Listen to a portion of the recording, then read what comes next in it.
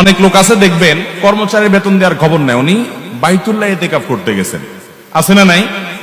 এগুলো গাছের গোড়া কেটে আগায় পানি দেওয়া। বাবারা ভালো করে বুঝে রাখেন, মানুষের হক ঠিক মতো আদায় করেন, ঘন ঘন উমরা করা লাগবে না রে বাবা। মসজিদ মাদ্রাসা দান করতে না পারলে গুনাহ হবে না আপনার, কিন্তু আপনার কর্মচারীর বেতন দেন না। আজকে কক্সবাজারে একটা হোটেলে খাওয়ার পর, খাবার হোটেলের এক কর্মচারী দৌড়াইতে দৌড়াইতে আমার পিছিয়ে আসছে। আমার তখন যমুনা টেলিভিশনের লাইভ 3:30 ঢুকতে হবে, 5-7 মিনিট দৌড়ে আমি যে লাইভে ঢুকবো, বলতেছে হুজুর হাঁটতে হাঁটতে শুনেন আমার দরকারি কথা, আপনারা আর পাবো কিনা। কি বলবা ভাই বলো? বলে যে ভাই আমাদের এই হোটেলটার মালিক আপনার পরিচিত, আমি জানি, গতকালকেই তার সাথে পরিচয় হয়েছে, হোটেলে নাম্বার নিলাম। তো কর্মচারী ওটা দেখছে, দেখে বলছে আমাদের মালিকের সাথে কালকে আপনার পরিচয় হয়েছে, নাম্বার নিলেন দেখলাম। হুজুর এই লোক আমাদের বেতন ঠিকঠাক মতো দেয় না, আমরা ওই যে টিপস টুপস পাই, মানুষ ফাও দেয় টাই যে, এই জন্য সে আর বেতন দেয় না আমাদেরকে। এমনকি বাবুর্চিদেরকেও দেয় না, তারা তো টিপস পায় না, টাইম মতো বেতন দেয় না, মারে ধরে, অত্যাচার করে। আপনি একটু কষ্ট করে তারে বুঝায়েন। আমি বললাম ইনশাআল্লাহ, আমি দায়িত্ব নিলাম, আমি ইনশাআল্লাহ তাকে বুঝাবো, নসিহত করব। শ্রমিকের অধিকার নিয়ে আমাদের অনেক বক্তব্য আছে, সেগুলো লিঙ্ক দিব, আল্লাহর ভয় দেখবো।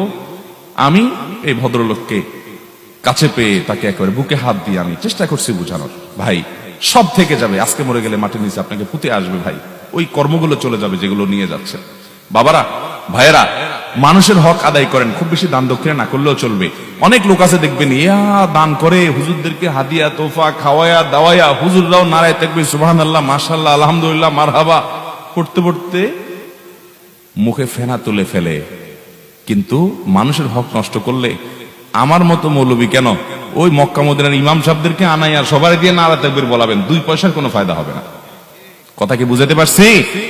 মানুষের হক ঠিক মতো আদায় করেন, এরপর আপনি অল্প স্বল্প যা করেন সেটা কবুল হবে, গ্রহণযোগ্য হবে। সবাই চেষ্টা করবো না ইনশাআল্লাহ? কোন মানুষের কোন হক যেন আমার কাছে, বাবা মারা গেছে, সম্পদে বোনের হক আছে না নাই? একটু আমাকে একটু হাত তুলে দেখান তো, বোনের হক দিয়ে দিছেন হিসেব করে, যা পাবে কোরআন অনুযায়ী দিয়ে দিছেন, এরকম একটা বাপের পুত থাকলে একটু হাত তুলে দেখান তো। মাশাআল্লাহ, 1জন বাপের পুত পাওয়া গেছে, 2জন বাপের পুত পাওয়া গেছে, 3জন, আর সব মায়ের পুত। কিরে ভাই, আর নাই? শুনেন, যারা তরুণ আছেন তাদের এই সুযোগ এখনো আসে নাই, বুঝলাম। প্রতিজ্ঞা করেন, আপনার বাবা আপনার মা মারা গেলে সেখানে আপনার বোনের হক আছে না নাই? দিবেন না দিবেন না? নাকি বাটপারি করে বলবেন যে বাবার বাড়ির সম্পদ মেয়েরা নিলে তাদের সয় না, এসব ফতোয়া দিবেন? এগুলো শয়তানি ফতোয়া। মেয়েদের অধিকার বুঝে দিবেন তো ইনশাআল্লাহ। ভাইদের হক মেরে খাবেন, কর্মচারীর হক মেরে খাবেন, পাই পাই করে মানুষের হক দিয়ে দিবেন। জান্নাতে যাওয়ার জন্য বেশি কিছু লাগে না ভাই, বিশ্বাস করেন, বেশি কিছু লাগে না।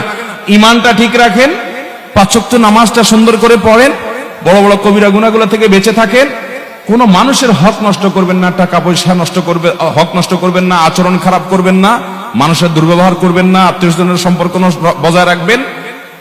বাস এই মোটা মোটা কাজগুলো করেন, জান্নাতে যেতে পারবেন। আর আমল, সুবহানাল্লাহ আলহামদুলিল্লাহ, জিকির, তাসবিহ, তেলাওয়াত, কোরআন খতম, মাহফিল শোনা, ওয়াজ করা, ওয়াজ শোনা, দান দক্ষিণা করা, তাহাজ্জুদ পড়া, নফল আমল, দোয়া, জিকির পড়তে পড়তে পাহাড় নিয়ে যাবেন।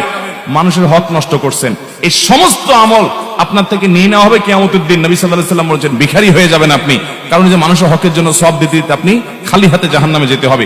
এজন্য মানুষের হক কখনো নষ্ট করব, প্রতিজ্ঞা করব তো ইনশাআল্লাহ, কোনদিন মানুষের হক নষ্ট করব না, বোনের হক নষ্ট করব না, ফুফুর হক নষ্ট করব না।